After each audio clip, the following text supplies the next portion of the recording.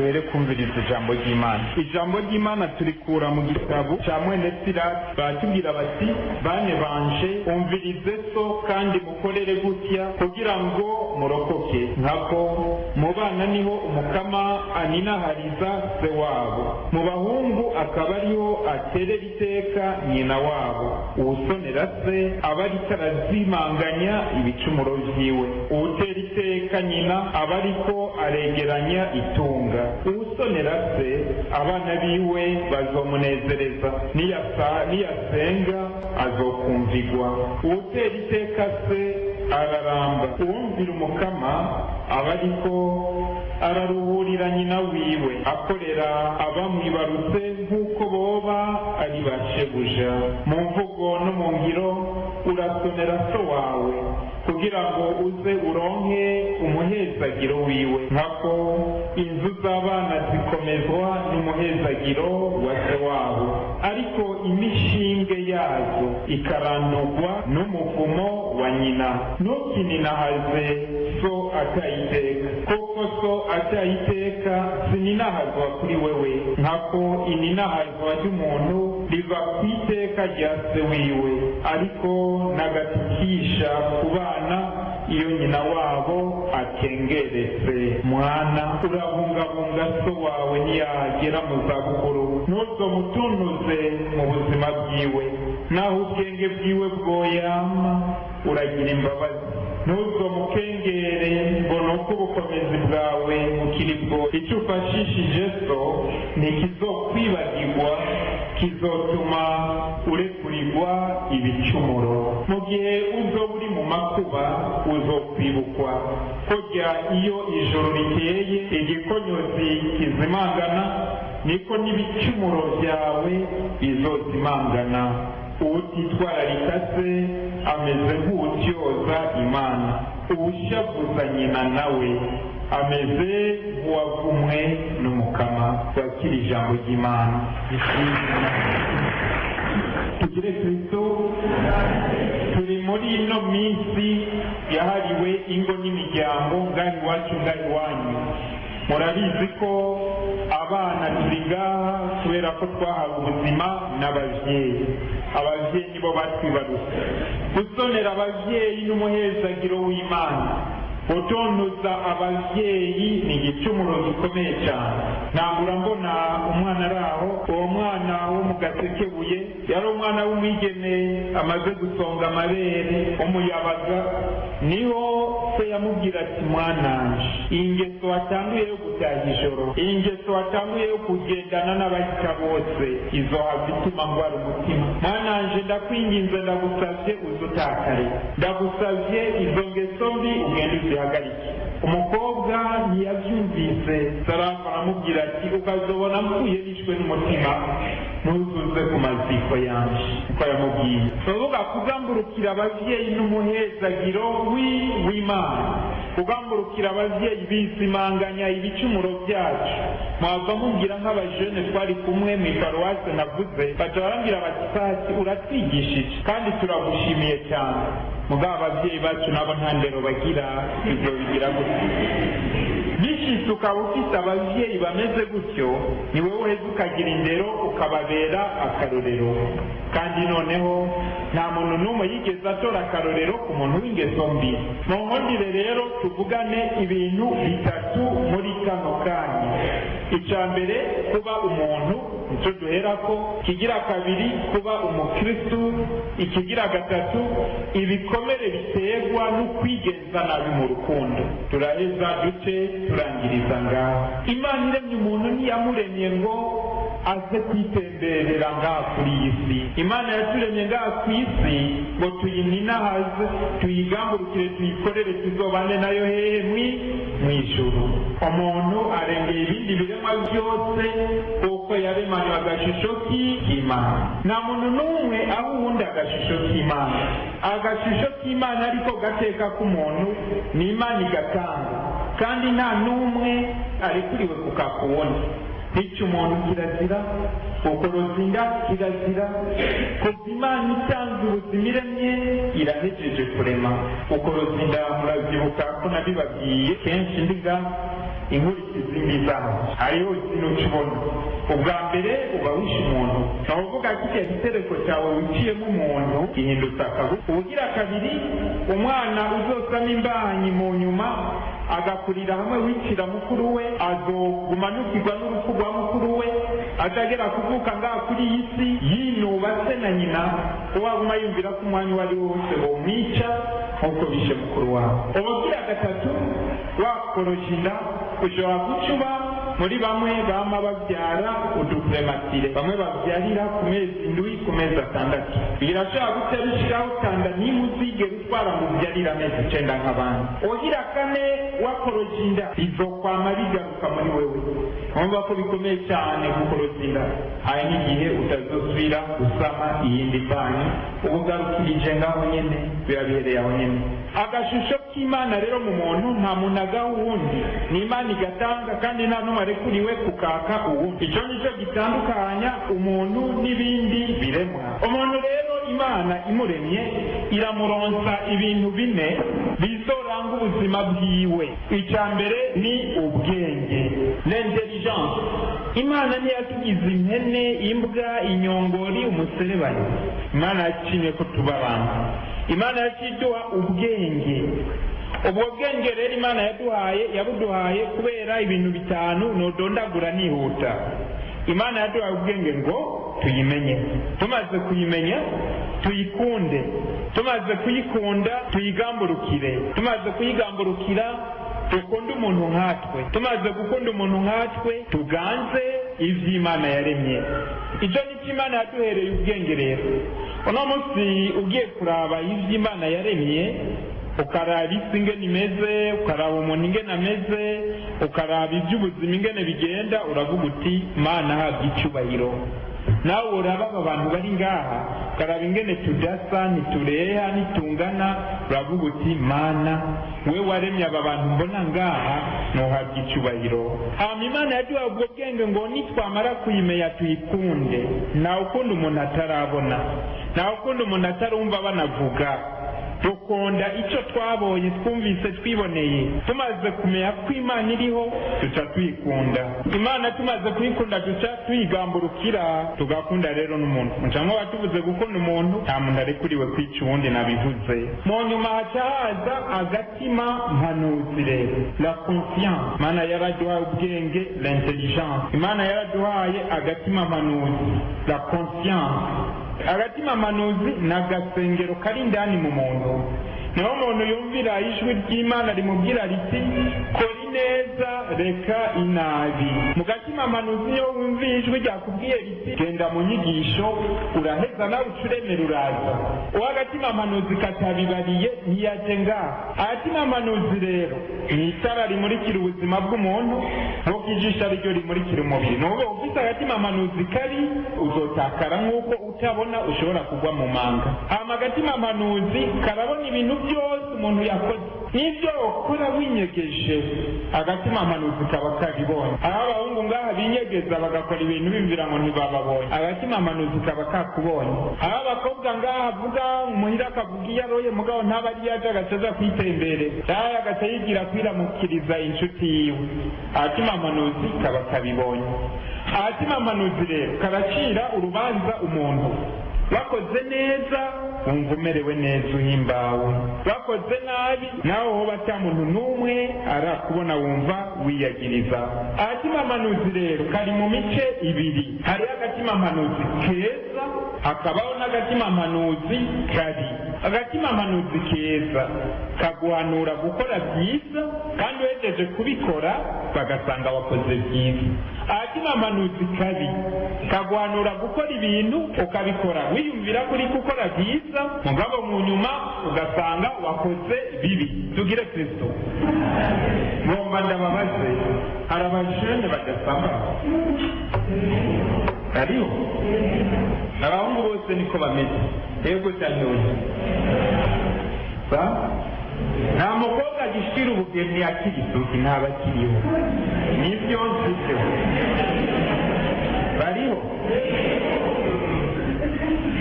tugire Kristo tuvuga agatima manuzi gapfira ngaho nyene hariho imvugo abantu bazana wowe ugaca ugenda muri izo mvugo zabo ugaca umenya n'ibyo agatimamanuzi kawe kagahita gapfira ngaho nuvuga hariho agatimamanuzi keza kaguhanura gukora byiza ugasanga wakoze byiza, hariho agatimamanuzi kabi kaguhanura gukora ibintu wowe ukabikora wiyumvira ko ari byiza, mugabo alafa urangije ugaca usanga wakoze bibi.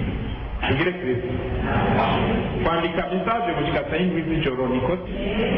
Ariko wandikiranira n'uwo mukundanye. Ariyo kijya kigwa cyo muri Nevien, muri les sciences humaines, leçon ya 16. Bigisha bavuga ngo bambaye n'umuntu mwabyumvikanye nta ngorane. Ikibi no kugufata ku ngufu. Nibyo. So agatimamanuzi kadakomeye ibintu byose bavuze bikujamo, iyo bikugiye mucya wimvira ngo nibyo biribyo ugahavuta umaramara. Agatimamanuzi umuntu arakarera, umuntu ararera agatimamanuzi kiwe iyo akunda gusoma kenshi ijambo ry'Imana. Iyo agiuza mu minsi ukarondera ijambo ryagukoze ko ku mutima ama ugataha urizirikana ko uba uri kurarera agatimamanuzi kawe.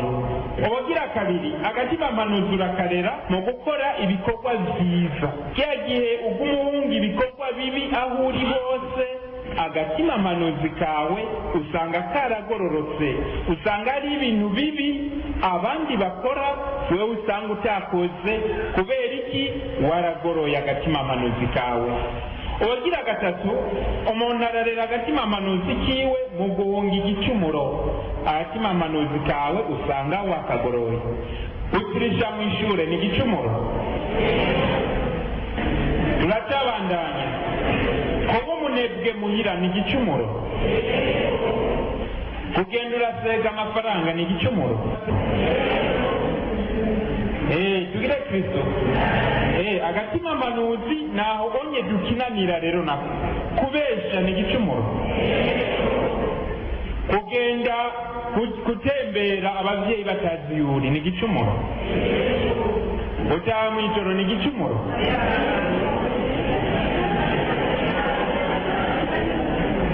Kugenda ijoro ni igicumuro.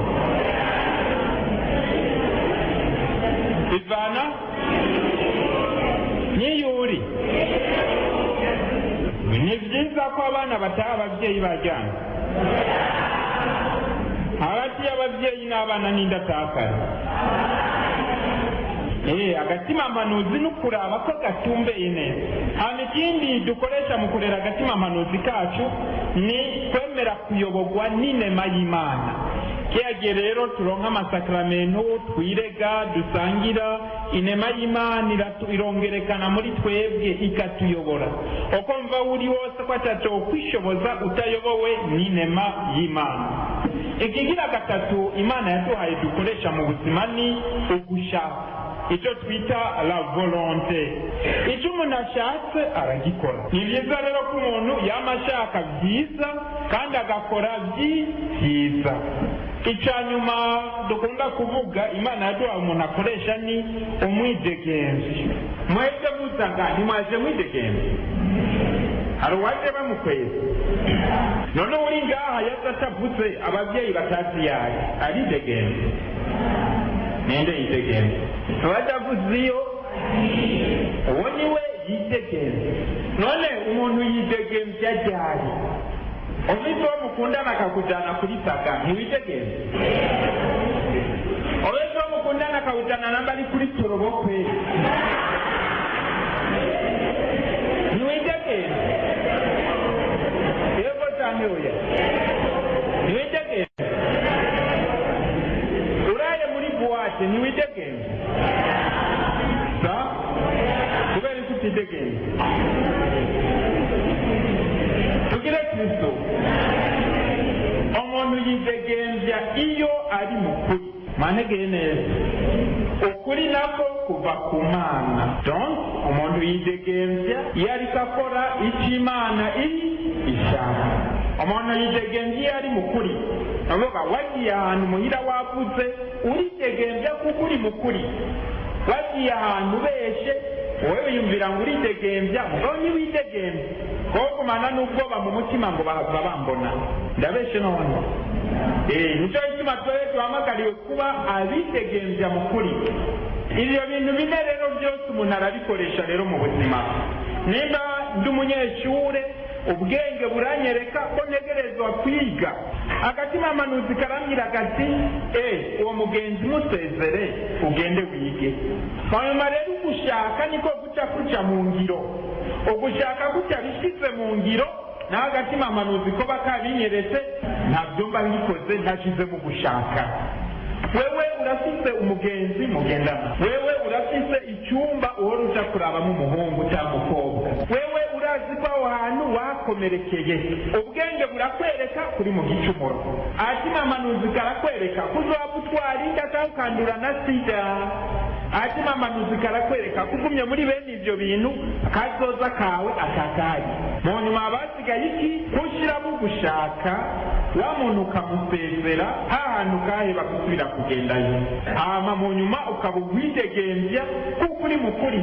Igicumuro n'igicumuro, ineza n'ineza. Kenshi rero shetani ikunda gufatira ku gushaka. Niyizibirira ubwenge n'agatima amanuzi birakwereka ibintu bibibore, mugabo shetani igakibuza gushaka kwiyangaja. Ni bya bindi rero wowe ubona ngaha muri mwebwe ari abantu bigorana. Hariho wari kaneri inkuru z'umwigeme araha, uwo mwigeme w'umusambanyi. Mu nyuma ababyeyi barashyiramo ingufu nyinshi, muri muryango wabo harimo abihebeye Imana barashyiramo ingufu nyinshi, baramukura iyo yaba umujyana mu yindi ntara kugira ibyo bintu abihebe. Uwo mwana aragerageza mugabo biranga pe, ngo ataza kuraba umusaseredoti, aramwiganira byose, umusaseredoti aramuherekeza gushika wa mukobwa abiheba. Byaheze imyaka nk'ibiri arajiyorana n'umwigisha wiwe, baca basubira muri bya bindi. Babisubiyemo wa mukobwa aratwara inda arayitera, mu nyuma atatwara igira kabiri. Bambwira ati buriya mwana turakomora muhira ntusubira kuguma ngaho. Anteresha wa mwigisha yamuhetse, uwo mukobwa aburutana n'abantu. Rero umupatira ariko mwana yamubwiye ati none we bigenda gute? Amubwira ati wewe ndashaka kubiheba mugabo ntabyo mbishoboye. Ati sawa. Ati reka rero ngo umuganda muhora musambanira mu isengero, ngoya, mu isoko, ngoya, mwibarabara, ngoya, inihereye kujenza kuraba abahungu muhira. Atandika rero ingingo ya mbere, singisubira kuja kuraba abahungu muhira. Tandika ingingo ya kabiri, nzoja kwirega nje mu misa kenshi nongere nsangire. Wa mukobwa kunyuma bukekaye, wa muhopasi bahurira n'abandi wa mukobwa yibereye kwa wa muhungu. Muvuga yari yananiriwe hehe? Shetani yari yagiye kwa feblisa ugushaka kwiwe. Ibyo rero aho ugushaka gupfira rero nibyo byasiye na wa wundi yigera kugira ubugeni. Patira aramuhamagara uwo mwigeme aramugira ati mukobwa genda buke ujya muhungu yakuze ari umuhungu ameze nk'umusazi ashavuye n'umuntu yomwica. Ati rero nagomba guhanura urubanza ugende buke usenge bishoboka unamuhera. Noneho umukobwa atagira Patira kinyangwa pari n'imyaka maze ndondera umugabo ndamubura, nawe uri kuranyononera ntunari nironkeye. Agira sarareka mariage barayigize, bayigize kuwa gatandatu, wa mukobwa akaza kuwa kabiri, umuntu wa yaboshe ashika amubwira ati Pati yamubitse umutwe none ramenye yapfuye. Hari abantu bageze gutyo rero, kandi abo bantu ingorane irikira haba mu bajene buno munsi.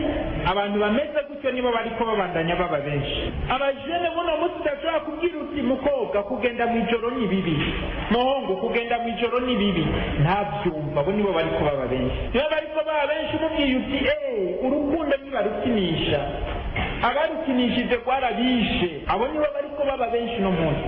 Abahora baza kwirega arambwira ni yireze narasambanye, nkamubaza kangahe kenshi. Urebuka igitigiri cyaho mwasambanye babiri batatu?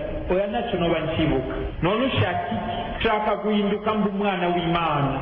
Genda kwa muganga rero, harura amezi 3 kuva ubigize ijya nyuma, njuja kwa muganga wipimishe sida. Niwasanga warayanduye ukore ibyo muganga zo guhanura kandi uze wanduza abantu. Genda kwa muganga wipimishe urabe katanda watwaye. Kazona umwigeme atanguye kuririra imbere yawe.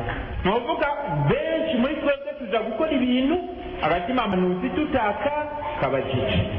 Umuhungu yaza ngatanda mubaza yego muhungu genda wicare hamwe urabe ajya amezi 9 umumama twarinda womuhemba ngahe nyina w'uwo mukobwa kuva uwo mukobwa avuze gushika n'imyaka 15 18 igihe we wamubonye akuze ababyeyi nibo bamwambika nibo bamugaburira umwanya munini uwo mwana yaba ari ku ishuri yajya ataco yinjiza genda rero we ubonye uwo mwana ugacurengera kukamucumuza genda uhemba ababyeyi ku bikorwa bamukoreye kuko urabacumuyeko iyo fagitire uwo muhungu yoyiriha bakobwa murambona muranyumva hari umuhungu murabona ahamagara abahungu ngo baze basambanye bashiki biwe muhira hari uwo murabona cyangwa hari umuhungu murabona ahamagara abantu ngo murabe mama aracyari na muto ngo musambanye nawe hari uwo murabona nawe kubera iki basigara iwabo muhira bakajya kurondera abana b'abandi ubu ujya tugeze ahantu gutwara inda ari bisanzwe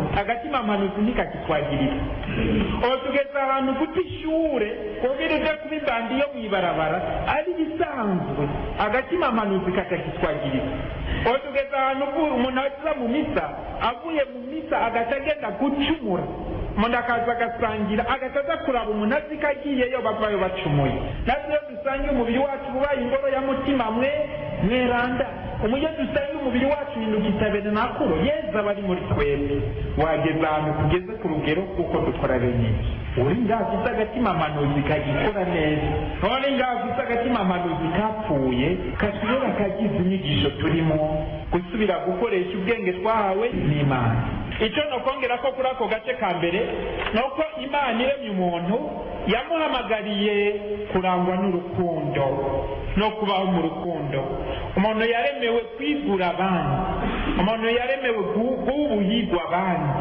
novuga ubuhigwe bw'umuntu nuko ubuhigwa abandi robonere ni Imana yaturemeye ijambo rigira kabiri twavuze n'iri kuba umukristo abantu bose ni biremwa by'Imana mugabo tuba abana b'Imana iyo tubatijwe Imana rero iremye umuntu imuhamagarira kuba umwana wayo iyo tubatijwe tuba twubakanye na Kristo tuba aba Kristo navuga urukundo rwacu rwa mbere ni urukundo dukunda Kristo umuhungu azoza kundondera kunkunda azoza arugira kangahe kabiri umukobwa nzorondera ngo dukundana azoza arugira kangahe kabiri none uwaje ubwa kabiri yoshobora kumbuza urukundo rwa mbere none uwabatijwe yokwemerera umuntu ngo basambane muri kubera bakundana umaze kuba umwana w'Imana Imana ikiguhamagarira kwishushanya na Kristo ni sakramenti y'Ukaristiya niho Yesu yatubwiye ati uri umubiri wanje akanywa amaraso yanje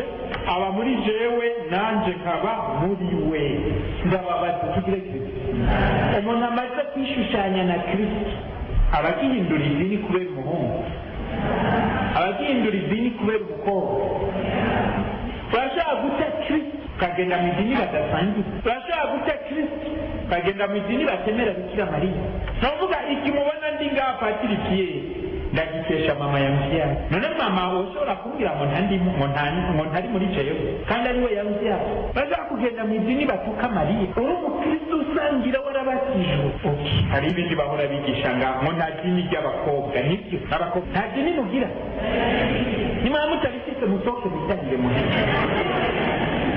kunywana na Kristo iby'abahungu n'abakobwa banywana na Kristo iyo umuntu amaze kuba umukristo hari ibintu bimuranga bikamutandukanya n'abandi bantu cyemura mbaza abasore n'abakobwa baje kumbwira ngo ndabaherekeze bitegurira kugira mariage twebwe abantu basaba kugira mariage tubasaba barondera umuntu abaherekeza hagisigaye umwaka wose ngo bagire mariage ariyo abaje ngo ndabaherekeze bagatangura bamaze kuronka nk'inyigisho 4 bagaca bahebana hariho n'abigeze kuza kuwa mbere baca bahebana kuwa gatatu bari kugira mariage kuwa gatandatu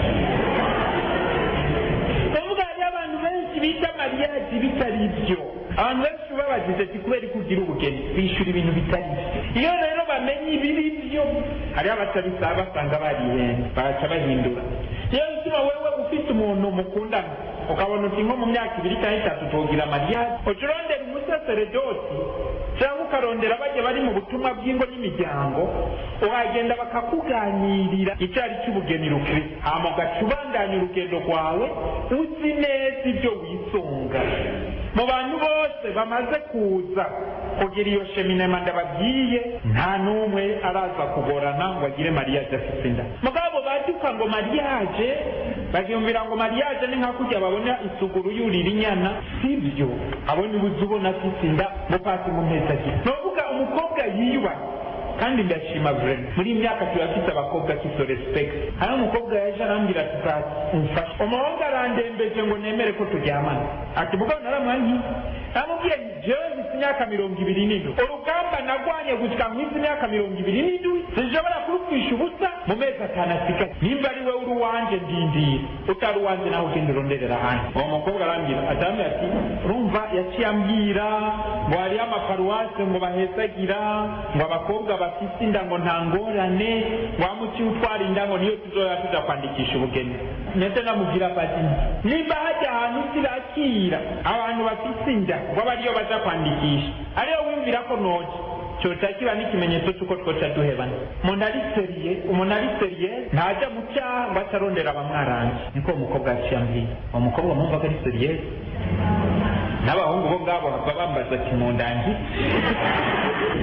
il faut se respecter, kwiyubaha kandi ukubahiriza ababyeyi bakubyara. murabona abakobwa mu minsi ya mariage kazona umukobwa ari sira nyine efiere y'ubusugi bwiwe mu minsi ya mariage arabona akavuare yakutse mu maso ku busugi bwiwe ukazibona rero hajya hageze kuragana hajya bagira babwirane bati jendemewe w'umugabo wanjye kandi ndakwemere babwira umuhungu tumukukure mu maso ugaca uraba mama wiwe ubona mama twende aho ati uranteye iteka mwananjye mugabo ujya wundi ibarabara rimaze kumera nka otorute kugira kristu bavuganye ahantu turi ni ngaha kuba uko imana yakwifuje kuba.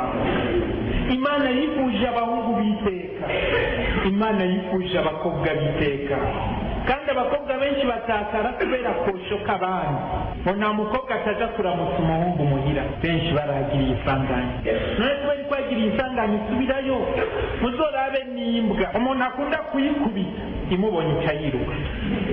mugabo mwebwe ahantu wagiriye isanganya kubera ikuga umucayo kandi ufite agatima manuzi ukagira n'ubwenge. abahungu buno munsi murazi nyine bakunda kubatega mu abakobwa ahubwira ngo dusohoke, aragushyira mu modoka yiwe wowe ukiyumvira ngo niyo modoka ni kuyiwe kandi ariyo yatije. aragujyana ahantu hariya mugiye ngo mugiye kuri sake waca kuregera akaraba ahantu bigoye kuronka bisi akaba ariyo akujyana akisamaza bugaca bubirira akariyo muti nuvuga ntushobora kuronka bisi kandi ushobora kwikura none utaha gute uza gutaha wenyine abishatse gutaha wowe yateze umutego. niho benshi bahora bacumurira mu miduga, niho benshi bahora bacumurira mu mabarabara kuko atakujyana iyo utazi. rero kubera iki wigereza kuri umukobwa ufite ubwenge n'agatima manuzi gakora. hari umukobwa ngaho ariko avuga ngo pasi ngo vuga uheze utahe, ibyo uri kuvuga byarabaye depase. oke byarabaye depase, umunsi uzokomereka ntuzuze kundondera. ibyo bintu byo kugenda ijoro bibangira, ibyo bintu byo kugenda mu mihani iwabo kubaraba agaca yugara namwe mbwira abantu mu kinama kwa Mungu heza agiye bishoboka bite ko abantu b'abakristu basenga baba mu rupangu rumwe ukasanga hari umuryango umwe 2 3 4 5 muri urwo rupangu hose ati abantu bitwa ko ari abakristu. mugabo kajya muri kijya cyumba gitamu umusore azibona umwana w'umukobwa avuye ku ishuri na niforume yinjiye muri icyo cyumba saa 3 yotegereje kuba ari mu ishuri ukazibona avuyeyo saa 10 kuva saa 3 gushyika saa 10 atarasohoka yari kavuga dawe wa twese abikarase kubera iki abo babanyi bose bari ngaho atawigeze adodora. erega ariko udodoye uca usanga ukijije umuntu yagira ntabyo muzi. nuvuga wewe uba hajya ahantu uba ukabona umuntu yirekereza kuko abantu bose ntibaronse umuntu abigisha icyari cy'agatima manuzi. nuvuga ko abantu bose ashobora kwiyumvirira akazoza k'ubuzima bwiwe. nuvuga mwese ababanyi nimwe mumwiyumvirira mu kibanza, mwe mumaze kumenya ko uwo muhungu aba ngaho afite ingeso mbi, mubonye azanye umukobwa muca muja guteramana iwe, ati ni amahoro, ugateramana nawe nawe ugasiga umudodora kugira ukingire uwo mukobwa afite nivo nto kugira isangane. ababwira umuntu uvuga uti uriya n'umukristo w'ukuri, icya mbere kimuranga ni urukundo. urukundo narwo murabizi ruca mu ngazi zitatu, baramaze kubibabwira. aho urukundo rurangwa n'ibishobisho, amasandima menshi, gushakana ku mubiri twita amurukasiyo, urwo rukundo nsigo. hariho urukundo rwa kabiri, urukundo rurangwa n'ubugwaneza.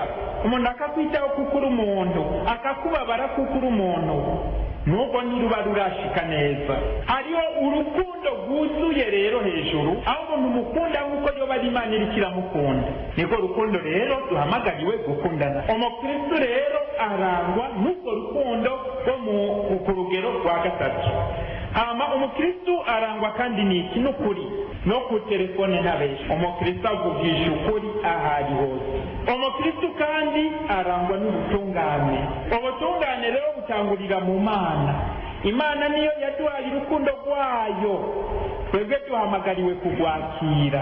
iyo turiko turakira urukundo Imana yadukunze, niho tuba turi mu butungane rero. hama ubwo butungane rero buca bubuza bugenda rero bugana abandi bantu rero, gukorera ineza uwo tubana, gukorera ineza uwo tugendana, gukorera ineza uwo twigana, kutagira umuntu n'umwe ndenganya ni ubutungane. hama kutirenganya na wewe nyene. harya unywa inzoga ukaborerwa, karara urahema nabi wirenganije, kuko umubiri byose ibyo wari ukeneye. harya ugenda kwikwegera ukazana sida, wirenganije, kuko umubiri wawe izo ndwara ntazo wari ukeneye. ni ukuvuga umukristo arangwa n'ubutungane. hanyuma ikindi kiranga umukristo ni ikigongo. umukristo ni umuntu agirira ikigongo abandi, asaba ikigongo igihe cyose yacumuye, agakora n'ibikorwa by'ikigongo cy'Imana. ni ukuvuga icyo nicyo kituranga abana b'Imana. ikindi kituranga abana b'Imana ni igisabisho rero. hariho abantu benshi bazi ngo igisabisho no kuvuga amarozari menshi, ni ukujya mu misa nyinshi, oya, ni ukuyaga n'Imana. igisabisho ni nka kijya ugira no mu gitondo ukibyuka ugasenga ku izina rya Data. Mana urakoze ko ndamukisha amahoro, Mana uririrwana nanjye umunsi wose, ukihereza Imana. ni ukuvuga umuntu ashaka kuba mu Mana arabishobora. ikindi rero tujye dushyira agace ka gatatu ariko ka nyuma, ibikomere biterwa no kwigenza nabi mu rukundo. iyo umuntu yigenza nabi mu rukundo arakomereka cyane. umuntu Imana imuremye arafise ibice by'ubuzima agenda aracamo. bavuga nti ubuzima bw'umuntu ni ingazi umuntu aduga. iyo rero harigize ingazi imusimba cyangwa utsitaye ku ngazi imwe, urashobora guca uvunikira kuyikurikira. none uwo muntu izo ngazi aduga ni izihe? ingazi ya mbere ni umuntu ari mu nda. umuntu amara y'amezi angahe? umuntu ari mu nda y'amezi 9, umuntu akenera urukundo rwinshi rwa se na nyina, bakamukunda bose, bakamuha urukundo rwinshi, umwana akavuka baramwiteguriye neza. icyo ni icigwa cy'abubatsi. dushikira icigwa cy'iwanyu rero. kuva umwana avutse gushika ku mwaka n'igice arangwa ahakuru n'ibintu bibiri. icya mbere kimuranga nuko ibimunezereza bica mu kanwa. aho umuntu wa mbere rero umwana yiyumvamo ni nyina amuha ibere. nyina rero mu guha ibere umwana ategerezwa kumuha urukundo rwinshi, akamuraba akamutwengera n'ibindi ibere. nicyo gituma muhora mubona ari abantu bakunda gusomana no kujyana indimi. bavuga ni bimwe byo mu bwana bigaruka mumaze gukura, ya fazi mwabitegeye neza. nicyo gituma no kubyitondera bijya. urazi ko mushobora guhana indwara nyinshi, igituntu, mushobora guhana hepatite, bya bintu byo kujyana indimi bijya ni danje. muri uwo mwanya nyene wa mbere umwana muzobona icyo akeneye, ararira. iyo umwana rero arize akeneye guca yitabwaho cyane. umwana arize ababyeyi bagaca bamuronsa ibyo akeneye byose, umwana atashyira muri we ukwizera, aca yizera ababyeyi, akabakunda cyane, akabiyumvamo. iyo umwana arize ataronsa ibyo akenera, aca yishyiramo ko ahantu yavukiye hari abantu babi, abantu bameze nabi, niyo ugize ingorane atawukwitaho, atakura ari wa muntu atamuntu n'umwe yizera, naho abakuze ari mu ngorane ntawahanura. biramugora cyane kugira umuntu yugurukira. nizo bituma muzobona amarira y'umwana arahinduka. hariho amarira ya mbere y'umwana arira kugira ababwire ko afise ikintu kimugoye, aciye aronka inyishu aca yihorera. iyo adaciye aronka inyishu aca yongereza amarira, aho ati mbega bo babanyumvise akongereza amarira. yabuze umwitaho wa mwana acarira amarira yandi arimo no gusaragara rwose agaca yarira agira ati abantu ni babi akazohava yihorera n'ufise ingorane ntawe umwitaho. Iyo ni faze ya mbere. Muri iyo faze ya mbere ko umuntu akeneye urukundo cyane rw'abavyeyi n'abajya bayaya basigarana abana muhira bajya baboni ubwo urukundo cyane umwana kuva ku mwaka n'igice gushika ku myaka 3 umwana anezerezwa no kuja ku mwanda mutoyi canke mukuru. Namwebwe muhora mubibona mumaze gukura hari igihe ugiye wumva umeya wotebayo. Ico ni ca mbere. Umwana kandi muri uwo mwanya atatangura kwavura atangura kurondera kuva kuri nyina. Nigihe abantu bakura mu nzira ibintu byose byogirira nabo umwana byo mukomereza mu mwana no kumureka akavura agakina akagendagenda. Twegeye rero umwana atangura kurondera guhaguruka agacatemba nta kumutwenga n'umutwenzi hari igihe amaramara agaca biheba kwavura. Mugabo umwana akenera ko mumuremesha mukamutera intege niho rero uno mwana aca yumva nawe ko ari nicyo ashoboye. Kuva ku myaka 3 gushika ku myaka 6 nigihe umwana anezerezwa n'ibihimba vyiwe vyirondoka. Atabaza ibibazo byinshi kubera ko umuhungu atameze nk'umukobwa, kubera ko abahungu badatwara imbanyi. Abavyeyi turabigisha inyishu baha abana babo. Muri uwo mwanya nyene umwana atatangura gukunda ibikorwa. Umwana w'umuhungu atakora ibikorwa abona sakora, umwana w'umukobwa atakora ibikorwa abona nyina akora. Iyo rero papa wawe ataboneka muhira urumva ko yangazi yawe ibipfuye. Iyo mama ataboneka muhira yangazi yawe ibipfuye. Iyo mama wawe yambara ubusa yandero nziza nk'umwana w'umwigeme ibipfuye. Iyo muhira badasenga bwabo Kristo bwawe abayirimo akabuze. Nico bituma abavyeyi bafise abana bari muri iyo myaka bafise igikorwa kinini cyane cyo kuba muhira no kuronsa umwana ibintu byose akenera. Kenshi rero abana b'abahungu aho niho bagirira ingorane kuko base wabo ntibaboneka muhira. Mwana w'umuhungu ararondera uwo yigana akamubura kuko saba atari muhira. Ibyo byibi rero ubona uzusanga umwana w'umuhungu amaze no gukura akuranya abakobwa nk'uko akuranya amashati. Kuva ku myaka 7 gushika ku myaka 9 uzosanga abana b'abahungu bakina hamwe bajana ku ishure. Nigihe tusanga batabashira imbere ibintu byo guhiganwa mu ishure mbo wa mbere nyobegwe mama habasha zajari. Kuva hagati y'iyo myaka 7 gushika ku myaka 12 niho hari amasakramentu abiri, isakramentu ry'Ukaristiya n'isakramentu ryo gukomeza muri mutima mweranda. Ni naho baca batwigishiriza amabwirizwa y'Imana. Kuva ku myaka 12 gushika ku myaka 21 ni imyaka y'ubuyabaga, imyaka twita ya adolescence. Niho rero ucubona rero wa mwana wawe w'umwigeme amabera araje ngaho inyuma haravyimbye araduze gatoyi mu maso araremvyeremvye aciye bashaka kumuraba agahava cyangwa rero kuza aribaza mbega papa na mama iyo bari mu cumba baba bari gukora yiki. Agahava cyangwa kwibaza ati mbega umukobwa yisiga gute. Atangura kuja muri chambre ntavye yari karisiga yiraba muri miliware. Atangura kwambara impuzu mu gitondo yindura sayina yindura saa 8.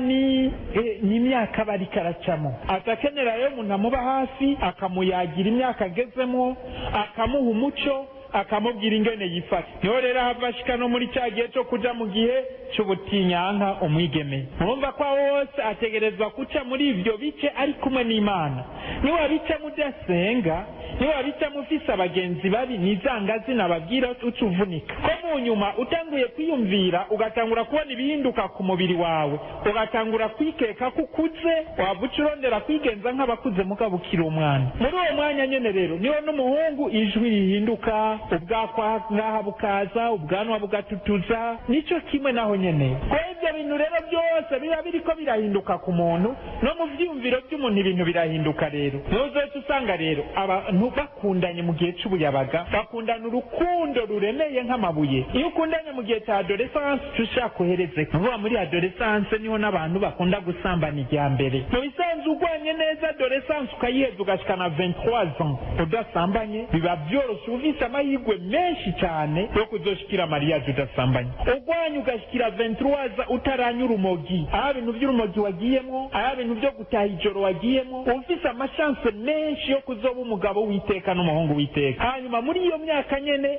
umuntu aba afise ingufu nyinshi, uciye wikonsantira mu ishuri twawutangura ibintu byo guhonda cyane, urashobora kuba uwa mbere. Eta adolescence ni igihe cyo kuraba ibintu byiza byose ukabirondera, ukundana n'umuntu atakintu cyo gucumura kirimo, atagukundanira mu busambanyi, atagukundanira mu guteshanya umwanya, ari kuyaga n'umuhungu cyangwa umukobwa muhana ivyiyumviro byubaka. Nico gihe rero iyo rero ugize chance ukaja mu bagenzi beza, ukaronka abantu beza bagufasha, uca utera imbere cyane. Mugabe iyo utakaye ubwira ko ntibazokugarura aho bakubonye. Iyo adolescence rero ni n'igihe imiyabaga usanga ikunda bimwe, kwambara impuzu usanga bashaka kwambara kumwe, ibirato usanga bashaka ibirato bimeze kumwe, kwimwesha usanga bimwesha, abahungu aho bari usanga bariko bavuga bimwe, bariko bavuga amamace ya football, abakinyi bakomeye n'abakobwa beza beza, nibyo usanga abahungu bariko bavuga umwanya munini, abakobwa usanga bariko bavuga ibyo nyene iby'amavuta bisiga, iby'abahungu babarondera ibyo kuja kurya ikirori. Adolescence novuga ni c'est une chance ku muntu ariko arakura kugira utumbereze, witumbereze neza mu buzima. Iyo rero uri kuduga ingazi ukiri umwana mutoya, utaronse bimwe twavuga ku bavyeyi ukiri muto, cya adolescence ni igihe rero cyo kuzironderera wewe, ugaca wigorora ukiha intumbero neza. Rero hariho benshi muri ngaha mwitwa ngo muri mu rukundo, mugabo muri mu nzira ibatakaza, wabiya wita ngo ni amour. Kenshi muri adolescence ntabwo iba ari amour.